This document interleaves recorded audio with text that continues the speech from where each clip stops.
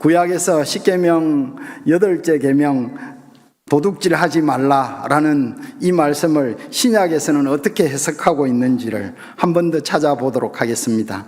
에베소서 4장 찾으시기를 바랍니다. 에베소서 4장 28절 말씀입니다.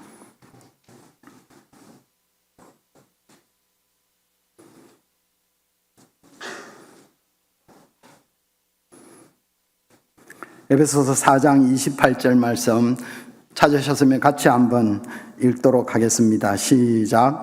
도둑질하는 자는 다시 도둑질하지 말고 돌이켜 가난한 자에게 구제할 수 있도록 자기 손으로 수고하여 선한 일을 하라. 아멘. 도둑질하는 자는 다시 도둑질하지 말고 돌이켜 가난한 자에게 구제할 수 있도록 자기 손으로 수고하여 선한 일을 하라.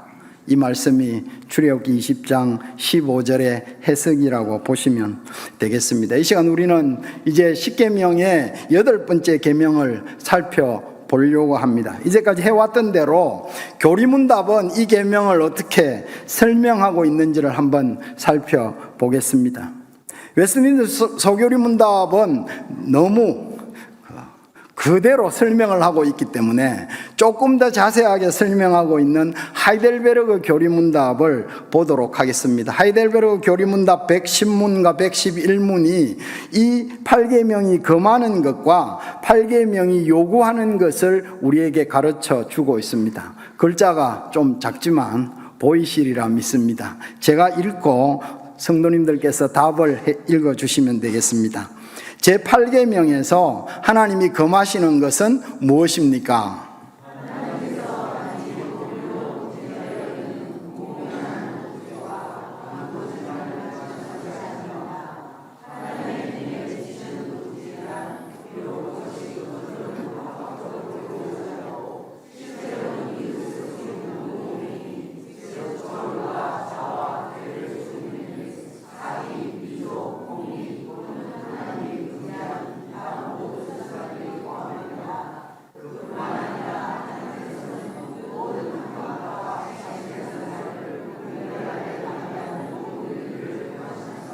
제111문 이 계명에서 하나님은 당신에게 무엇을 요구하십니까?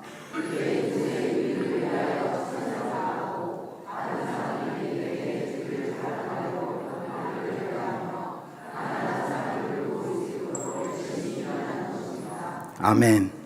예, 이 해설만큼 정확하게 도둑질하지 말라라는 계명을 설명하는 것이 또 있겠습니까? 너무 압축되어 있으면서도 분명하게 이 계명을 설명을 하고 있습니다. 오늘 우리가 살펴보려고 하는 것은 이 해설에 준해서 간단하게 한번 살펴보려고 합니다. 먼저 우리가 기억해야 되는 것은 이 도둑질을 가볍게 생각해서는 안 된다라는 것입니다. 계명을 우리가 읽어가면 계명은 살인하지 말라, 간음하지 말라 라는 똑같은 구조와 명령으로 시작되어서 드디어 도둑질하지 말라라고 명령하십니다. 즉 도둑질을 살인과 간음과 같은 비중으로 다루고 있다라는 것입니다. 우리는 기본적으로 간음, 살인 이것은 굉장히 중한 죄라고 생각합니다. 그래서 아무도 이런 것에 대해서는 있어서는 안 된다고 생각합니다. 그런데 도둑질은 그거보다 조금 아래가 아닌가 이렇게 생각할 수가 있습니다. 그런데 성경은 그렇게 말씀하지 않습니다. 살인하지 말라, 간음하지 말라, 그리고 도둑질하지 말라. 똑같은 비중으로 이 도둑질에 대해서 가르치고 있습니다. 사실 세상은 도둑질을 굉장히 자연스럽게 여러 가지로 해석을 합니다. 제가 장자가 BC 4세기에 살았던 장자가 했던 말을 옮겨 적었습니다. 피절구자 주, 즉 이 절자가 훔칠 절자 아닙니까? 절도할 때 절자입니다. 구자는 허리띠 고리를 가리키는 말입니다. 즉 허리띠 고리 하나 훔친 사람은 주살할 때 주자입니다. 즉 목이 잘린다 이 말입니다. 그래서 허리띠 하나를 훔친 사람은 목이 잘리지만 절국자, 나라를 훔친 사람은 뭐가 된다? 제후, 왕이 된다라고 말을 했습니다. 그래서 훔치려면 나라를 훔쳐라, 뭐 이렇게 말하는 것 같습니다. 1995년에 우리나라에도 유명한 문장이 있었지 않습니까? 성공한 쿠데타는 처벌할 수 없다. 똑같은 말 아닙니까? 즉 세상은 도둑질을, 작은 것 훔친 것은 벌을 주고 감옥에도 보내고 하지만 나라를 통째로 훔쳐버리면 아무도 벌할 수 없다. 그렇습니까? 큰 거 훔치면 벌할 수 없습니까? 성경은 그렇게 말하지 않습니다. 이 세상에서 아무리 큰 명예를 얻고 아무리 큰 권력을 훔친 도둑이라 할지라도 그들은 틀림없이 하나님 앞에서 분명히 심판을 받게 된다라는 것입니다. 우리가 두 번째 좀 살펴봐야 되는 것은 이 계명에는 목적어가 없다라는 사실입니다. 어떤 도둑질을 하지 말라라고 말하지 않습니다. 사실 살인하지 말라라는 말은 사람을 죽이지 말라 이 말이지 않습니까? 간음하지 말라는 말은 남의 아내를 탐내지 말라라는. 그런데 도둑질 하지 말라는 무엇을 훔치지 말라가 없습니다. 아까 하이델베르그 교리문답을 우리에게 가르쳐 주던 대로 한마디로 이 도둑질은 모든 도둑질을 다 금하고 있다라는 것입니다. 어떤 종류의 절도 역시 금하고 이웃과 그 재산에 손해를 끼치는, 위법한 손해를 끼치는 모든 행위를 다 금한다라는 것입니다. 그래서 폭리도 도둑질로 이해할 수 있습니다. 임금 체불, 물론 회사가 어려워서 지불할 돈이 없어서 못 주는 것, 그것과 달리 자기의 이익을 위해, 자기의 어떤 의도를 위해 임금을 체불하는 이런 모든 것을 성경은 8번째 계명으로 도둑질하지 말라라고 포함을 시키고 있습니다. 칼빈은 이 십계명 해설에서 도둑질의 종류를 설명합니다. 사기, 강요한 수단과 술책을 써서 다른 사람들의 재물을 자신의 것으로 만드는 것입니다. 강도, 힘으로, 무력으로 다른 사람의 물질을 빼앗는 것입니다. 은닉이라는 도둑질도 설명합니다. 감추는 거죠. 우리가 지난주 목사님 사도행전에서 아나니아와 삽비라가 밭을 판 돈을 감추었습니다. 우리가 오늘 계명에 비춰보면 도둑질이다라는 것입니다.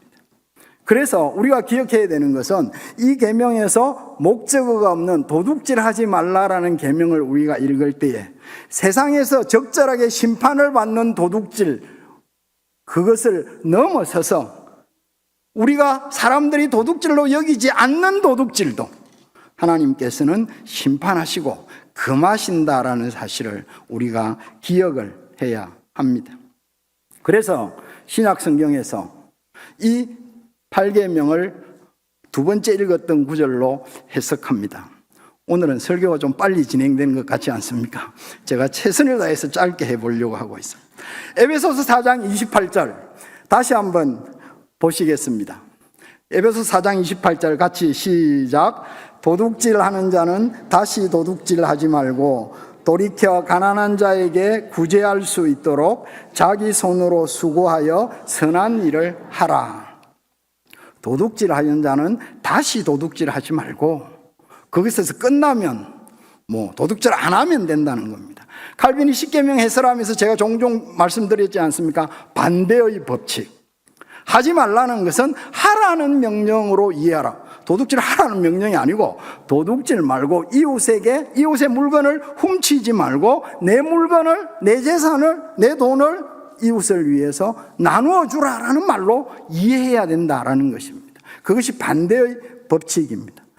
에베소 4장 28절이 분명하게 우리에게 가르칩니다. 돌이켜 가난한 자에게 구제할 수 있도록 자기 손으로 수고해서 선한 일을 하라. 자기 손으로 수고하라라는 것입니다. 돈은 저는 직장 생활을 안 해봐서 죄송합니다만은 직장 생활 하시는 성도님들 아시지 않습니까? 얼마나 힘들고 성질 나는지 참고 돈을 벌고 계시지 않습니까? 그렇게 수고해서 그리고 선한 일을 하라. 이건 쓰는 것과 관계되어 있지 않습니까? 수고는 일하는 방법과 관계되어 있다면, 돈을 버는 방법과 관계되어 있다면, 선한 일을 하는 것은 돈을 쓰는 것과 관계되어 있습니다. 도둑질 하지 말고 이 일을 하라라고 명령하고 있습니다. 우리가 여기에서 이 구절을 살펴보면서 우리는 다시 한번 조금 더 생각을 조금 더 발전시켜 가야 합니다. 먼저 우리가 성경이 이 세상의 것이 누구 것인지를 가르치는 것을 살펴볼 필요가 있습니다. 사실 이 세상의 모든 것이 누구 것입니까? 기본적으로 성경은 분명하게 선언합니다. 이 모든 것이 하나님의 것이다라는 것입니다. 레위기 25장 23절에 보면 너희가 받은 토지를 팔지 말아라 라고 말씀합니다. 이유는 이 토지가 다 하나님의 것이기 때문이다라는 것입니다.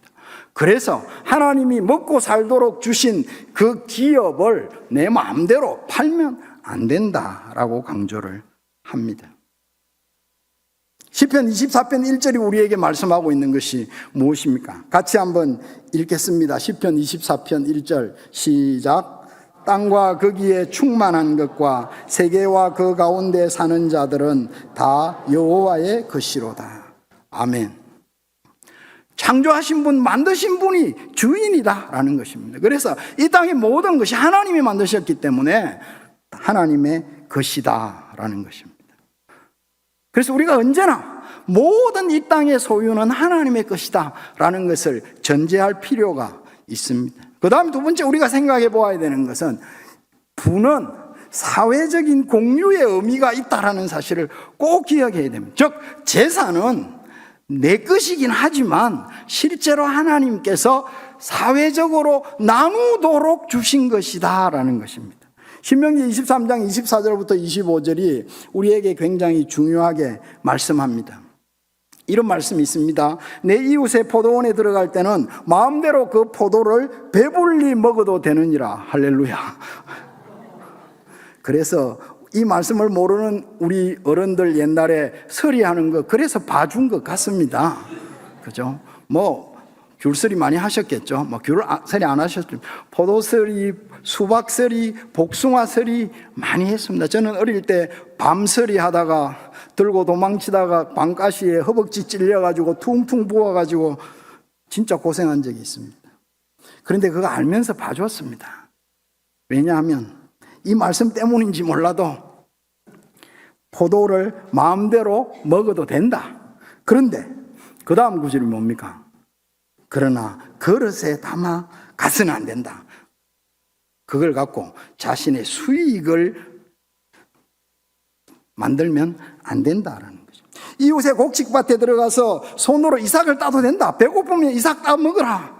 그 정도는 봐준다. 근데 낯들고 추수하면 안 된다라는 것입니다.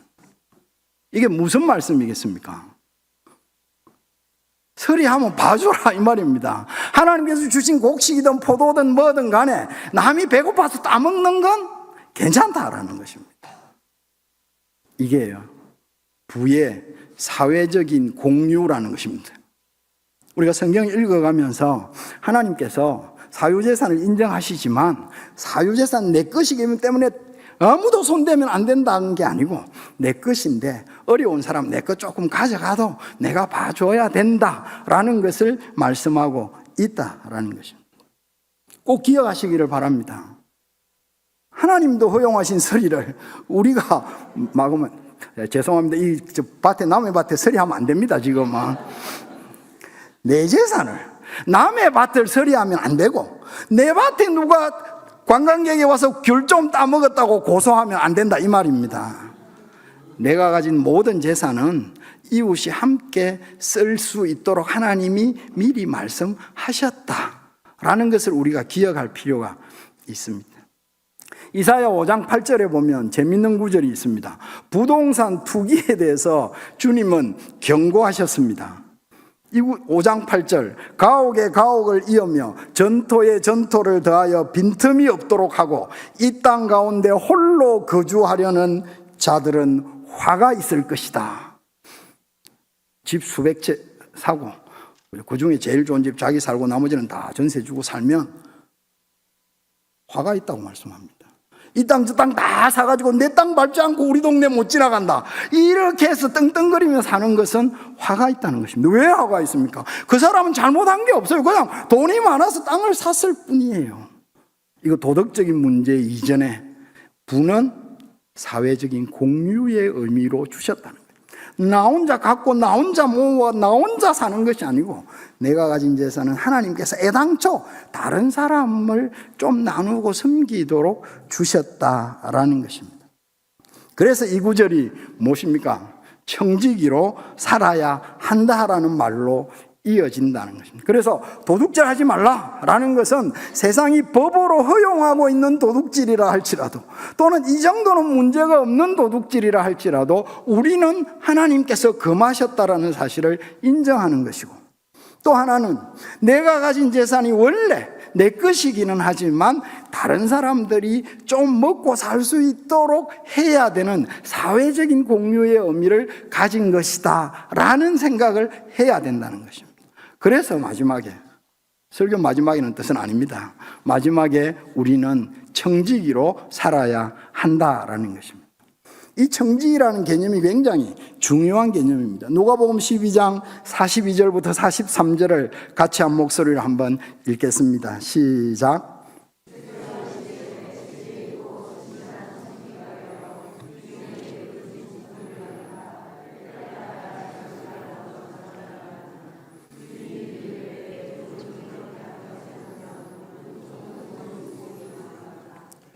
주님이 말씀하시면서 지혜 있고 신실한 청지기, 이 사람이 어떤 사람들입니까? 때를 따라 양식을 나누어 주는 사람이다 라는 것입니다. 여기에서 경제란 말이 나왔다고 보시면 됩니다. 경제의 헬라어는 죄송하지만 오이코노미아라는 말입니다. 오이코노미아, 영어로 이코노미하고 똑같은 발음이잖아요. 오이코노미아라는 말은 오이코스, 집이란 말과 관리라는 노미아라는 말이 붙은 거예요. 가정관리라는 말입니다. 이 말이 신학적으로 굉장히 비중 있고 중요한 말이 됩니다. 하나님의 경륜이랄 때 이 단어를 씁니다. 그런데 오늘 여기서는 그렇게 큰 의미가 아닌 쉽게 가정관리라는 면, 이 말을 다른 말로 하면 경제다라는 것입니다. 경제라는 뜻은 가정과 관리라는 뜻입니다. 그런데 이 관리라는 노미아라는 말이 어디서 왔냐 하면 네모라는 헬라어에서 왔습니다. 즉 나눈다라는 것입니다. 여러분 어떻게 생각하십니까? 경제가 뭡니까? 경제는 많이 벌어서 많이 저축하고 내 자산을 점점 불리는 것, 이게 경제가 아닙니다. 성경이 말하는 경제는 내가 벌어서 잘 필요에 따라서 잘 나누는 게 경제다라고 말하고 있음을 기억할 필요가 있습니다. 우리가 교제라는 말 있지 않습니까? 잘 알지 않습니까? 교제라는 헬라어는 또 잘 아십니다. 뭡니까? 코이노니아. 코이노니아라는 말이 무슨 말입니까? 교제한다. 이 교제란 말 역시도 함께 나눈다라는 말입니다. 그래서 제가 전에 바울 서신에서 교제가 갖는 가장 중요한 의미는 참여와 나눔이다 라는 것입니다. 그래서 함께 나눈다, 참여와 나눔, 이 두 가지 합쳐졌을 때 교제라는 의미다라는 것입니다. 사실은 동양의 조상들도 상당히 통찰이 있었습니다. 경제라는 원래 단어는 경세재민이라는 단어입니다. 이게 줄여가지고 한자씩만 떼가 경제가 된 겁니다. 세상을 다스리고 백성들을 구제한다 이 말입니다. 경제란 말에 백성들을 구제한다라는 것입니다. 구제가 뭔지 아시지 않습니까? 어려운 사람 나누어 주는 것입니다. 그래서 사람답게 좀 살아갈 수 있도록 돈을 함께 나누어서 그런 안녕과 질서를 이루어 가도록 하는 것이 경제다라는 것입니다. 이것이 경제의 의미입니다. 그래서 경제의 핵심은 맹목적으로 쌓아 올리는 데 있지 않습니다. 잘 나누는 데 있다라는 것입니다. 사실은 성경이 누가복음 12장에서 지혜 있고 진실한 청지기가 되어야 한다라고 주님이 말씀하셨을 때에 바로 이 의미입니다. 그래서 고린도후서 8장에서 보면 재미있는 단어들이 나오고 있습니다. 예루살렘 교회에 흉년이 들었습니다. 그런데 예루살렘 교회에서 복음을 받았다고 이 이방인 교회가 그 예루살렘 교회의 어려움을 알고 헌금을 모아서 바울을 편으로 헌금을 보내는 것입니다. 바울이 너무 기뻐하고 감사하면서 그 고린도 교회의 헌금을 이런 단어로 설명합니다. 연보, 은혜, 성도 섬기는 일. 그런데 연보라는 말 어릴 때부터 많이 들어오셨지 않습니까? 연보라는 말을 알면 연식이 오래되신 분입니다. 연자가 무엇입니까? 버릴 연자입니다. 보자는 도울 보자입니다. 어려운 사람을 돕기 위해서 내 돈을 버리는 것입니다. 버린다는 말이 무슨 말이겠습니까? 결과를 생각하지 않는 것입니다. 내가 이 정도를 주면 이 정도가 돌아올 거다. 그건 버리는 게 아니고 투자입니다. 투자. 그런데 이거는 버리는 겁니다. 돌아올 것을 생각하지 않는 것입니다. 제가 굉장히 좋아하는 구절이 고린도후서 12장 15절입니다. 지금 번역보다 옛날 개역 한글 번역이 너무너무 감동스럽습니다. 바울은 고린도 교회를 위해서 이렇게 했다라는 것입니다. 내가 너희 영혼을 위하여 크게 기뻐함으로 재물을 허비하고 또 내 자신까지 허비하리라. 허비란 말이 뭡니까? 버리는 겁니다. 즉 내가 이걸 정도 하면 저 사람들이 어느 정도 정신을 차릴 것이다, 이런 개념이 없습니다. 내가 이 정도 하면 나한테 또 얼마나 돌아오겠다, 이런 개념이 없습니다. 그냥 저 사람들이 복음으로서 저 사람들을 세우기 위해서 그냥 갖다 붓는 것입니다. 이것이 경제의 의미고 이것이 청지기의 의미다라는 것입니다. 여러분, 구약을 성경을 읽다 보면 하나님 나라에 대해서 설명하는 책입니다. 그런데 성경의 선지서를 읽다 보면 하나님 나라의 특징을 딱 두 가지로 말을 합니다. 하나님 나라의 특징이 뭐겠습니까? 바로 정의와 평화다라는 것입니다. 시편, 제가 좋아하는 구절입니다. 시편 85편 9절부터 10절. 인애와 진리가 만나고 의와 화평이 서로 입맞추었으며 진리는 땅에서 솟아나고 의는 하늘에서 굽어보도다, 이런 구절이 있습니다. 하나님의 나라는 의와 화평이 입맞추는 나라다. 그래서 많은 사람들이 하나님의 나라가 어떤 나라냐 설명할 때에 이 정의와 평화라는 단어를 사용합니다. 그런데 평화라는 단어를 잘 한번 보십시오. 평화는요, 고를 평자에 화할 화자입니다. 그러니까 조화를 골고루 이루는 게 평화다라는 겁니다. 그런데 그 화자가 무슨 화자입니까? 벼 화자와 입 구자입니다. 평화라는 뜻이 무엇입니까? 벼가, 쌀이 사람들의 입에 어떻게 나누어지는 것이다? 골고루 나누어지는 것이다.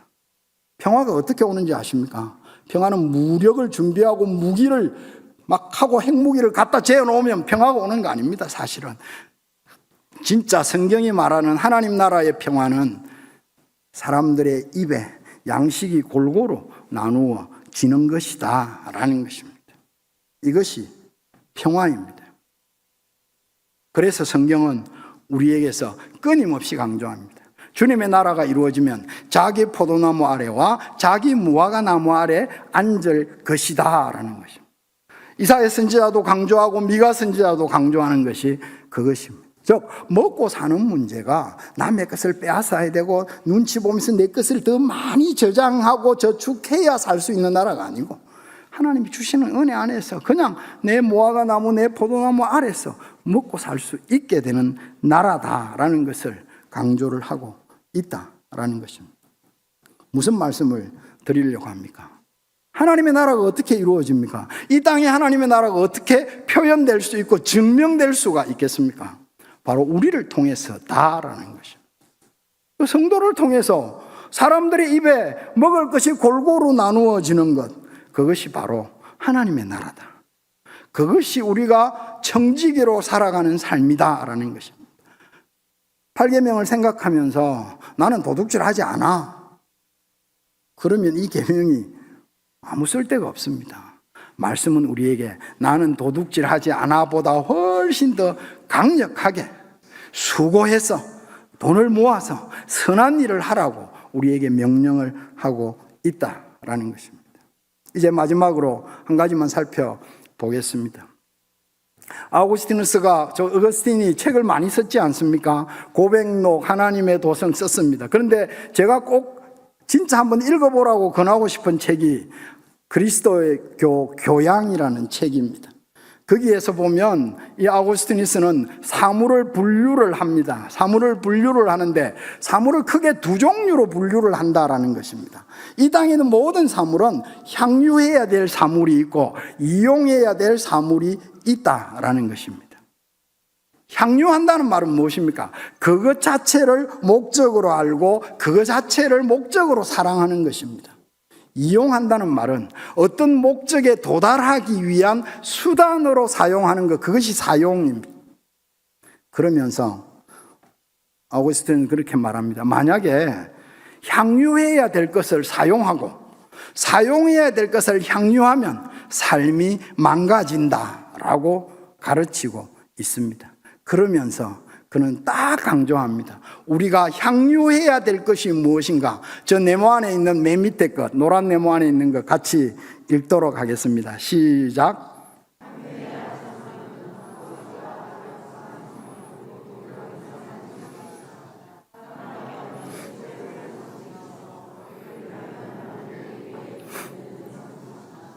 우리가 향유해야 될, 목적으로 알고 사랑해야 될 분은 누구시라고요? 삼위일체 하나님 한 분이시다라는 것입니다.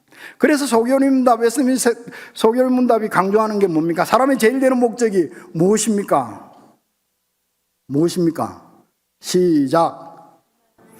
하나님을 영화롭게 하고 그를 영원토록 즐거워하는 것이다. 이거 단어로 딱 바꾸면 향유하라라는 것입니다. 하나님을 목적으로 알고 섬기고 사랑하라라는 것입니다. 그 외에 모든 물질은 뭐다? 사용하라라는 것입니다.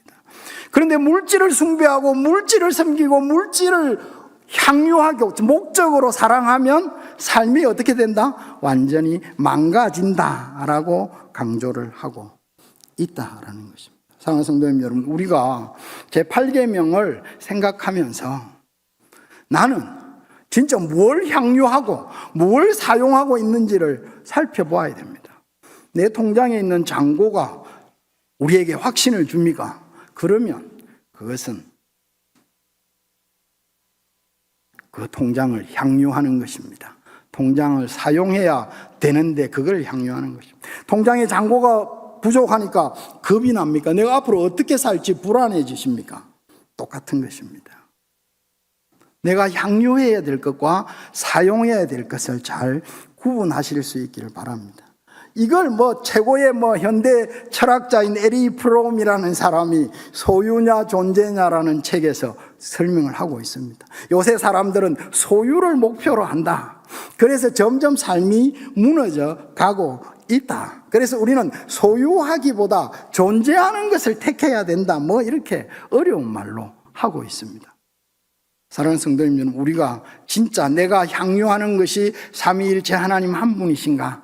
아니면 세상에 여러 가지로 나에게 힘을 주고 내가 뭔가 편리하게 살도록 도우는 것을 수단으로 써야 될 것을 내가 목적으로 생각하고 있는 건 아닌가? 라고 물어볼 필요가 있습니다. 이제 이 말씀을 생각하면서 어떻게 우리가 하나님이 주신 이 물질들을 진짜 수단으로 사용하고 섬기지 않을 수 있을까라는 것입니다. 첫 번째가 자족하라라는 것입니다. 우리가 잘 아는 대로 우리가 계속 수요 예배 때 목사님들이 설교하는 빌립보서 설교 있지 않습니까? 이 빌립보서의 말씀을 우리가 마음에 새겨라라는 것입니다. 내가 궁핍함으로 말하는 것이 아니다. 어떠한 형편이든지 나는 자족하기를 배웠다라는 것입니다. 어떻게 우리가 향유와 사용을 구분해내고 어떻게 도둑질하지 않고 내가 수고해서 선한 일을 할 수 있느냐? 첫 번째가 자족하라라는 것입니다. 탐욕의 반대가 뭐겠습니까? 무욕, 그죠? 탐욕, 욕심이 가득한 것은 반대는 무욕 아닙니다. 성경은 뭐라고 말씀합니까? 자족이다라는 것입니다. 자족. 하나님이 나에게 주신 것, 이것으로 내가 만족하면서 감사한다라는 것이죠. 많이 가지면 많이 가질수록 더 많이 가지고 싶기 때문이다. 하나님이 나에게 주신 것에 자족하시기를 바랍니다. 하나님 나에게 주신 것으로 감사하면서, 수고해서 받은 거니까 감사하면서 뭐하라? 선한 일을 하라라는 말씀을 우리가 기억할 필요가 있습니다. 두 번째는 그러기 위해서는 절제해야 합니다. 고린도전서 7장 31절은 재미있는 말씀을 합니다. 세상 물건을 쓰는 자들은 다 쓰지 못하는 자 같이 하라. 이게 무슨 말씀입니까? 사실은 다 쓰지 못합니다. 아무리 많이 쌓아두어도 그거 다 쓰고 가는 사람 없습니다. 그래서 사람들이 그렇게 말하지 않습니까? 그것을 그렇게 많이 쌓아가지고 무덤까지 갖고 갈 거냐? 못 갖고 가는 거 알기 때문입니다. 성경은 우리에게 말합니다. 세상 물건을 쓰는 자, 내가 가진 것들을 내 마음대로 쓸 수 있다고 착각해서는 안 된다. 그래서 절제하라라는 것입니다. 그래서 내 가진 것을 잘 분류해서 향유할 것과 사용할 것을 분류하고 사용할 것을 사용하며 절제하면서 살아가야 한다라는 것입니다. 그리고 아까 하이델베르그 교리문답이 우리에게 가르쳐 주는 것처럼 내가 남에게 받고자 하는 것보다 더 넘치게 해주는 삶을 살아야 한다는 겁니다. 여러분, 감사와 감동의 차이가 뭘까요? 어떤 사람을 집에까지 태워주기로 했습니다. 그 아파트 입구까지 가서 딱 내려주면 그분은 내리면서 무슨 생각을 할 거예요? 감사합니다. 그런데 그렇지 않고 아파트 단지 꾸불꾸불 들어가가지고 자기 집 동 입구 앞에 딱 가서 내려주면 그분 감동합니다. 감사와 감동의 차이는 남이 기대한 만큼 해주면 감사합니다. 그런데 남이 기대한 것보다 더 해주면 감동합니다. 사람을 얻는 것은, 마음을 얻는 것은 감사 수준이 아니고 감동시킬 때 얻어지는 것이다라는 것입니다. 사랑하는 성도님 여러분, 도둑질 하지 말라라는 계명을 묵상하면서 우리는 남이 나에게 기대하는 것보다 더 해주시 바랍니다. 그래서 내가 진짜 도둑질 하지 않는다는 이 8계명을 진짜 성경이 가르쳐 주는 대로 지키는 그런 성도가 되실 수 있기를 바랍니다. 말씀을 마치겠습니다. 우리가 이 8계명을 살피면서 우리가 기억해야 되는 것은 이것입니다. 성경은 도둑질을 넘겨주세요. 살인과 간음과 같은 비중으로 말씀하고 있다. 그래서 이게 결코 작은 죄가 아니다. 그리고 이 계명에는 목적어가 없다. 이웃의 재산과 관계되는 모든 위법적인 손해를 주는 것을 금지하고 있다라는 것을 기억하면 좋겠습니다. 그리고 이 땅의 모든 것은 하나님의 것이고 우리는 하나님이 우리에게 맡겨준 그것을 관리하고 잘 나누어주는 청지기로 살아야 한다라는 것입니다. 자크 엘룰이 말했던 것처럼 마지막 네 번째 한 목소리로 읽고 찬양하겠습니다. 시작.